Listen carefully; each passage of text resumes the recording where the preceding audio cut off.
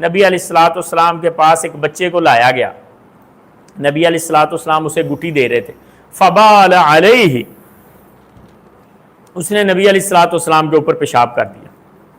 ایک بچے کو آپ کے پاس لایا گیا گٹی دینے کے لیے، اور آپ کے پاس لائے جاتے تھے بچے. آپ یوں سمجھ لیں کہ آپ کی مسجد کے امام صاحب نیک آدمی ہیں، نبی علیہ الصلوۃ والسلام کے مصلی پہ بیٹھے ہیں، نبی علیہ الصلوۃ والسلام کے وارث ہیں. آپ کا کام یہ ہے حضرت صاحب کہ آپ ان کے پاس ان کو ایسے موقعوں پر یاد رکھیں، ان سے گٹھی دلوائیں، ان سے بچے کے لیے دعا کروائیں، ان سے نام بچے کا رکھوا لیں مشورہ کر کے، اچھا نام آپ کو رہنمائی کر دیں گے.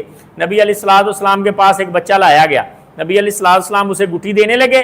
فبال علیہ، اس نے پیشاب کر دیا.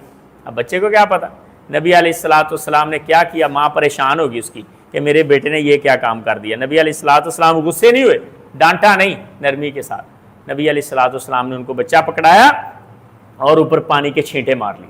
فاتبعہ الماء، اوپر چھینٹے مار لی، اور نبی علیہ الصلوۃ والسلام نے یہ مسئلہ بتا دیا کہ شیر خوار بیٹا اگر کپڑوں پہ پیشاب کر دے تو اس کے اوپر صرف چھینٹے مار لینا کافی ہے، دودھ پینے والا بچہ. اور اگر دودھ پینے والی بچی ہے بیٹی تو پھر اس جگہ کو دھویا جائے گا. لیکن جب کھانا شروع کر دیں گے تو پھر دونوں کا ایک ہی حکم کہ دونوں کے پیشاب کو دھویا ہی جائے گا.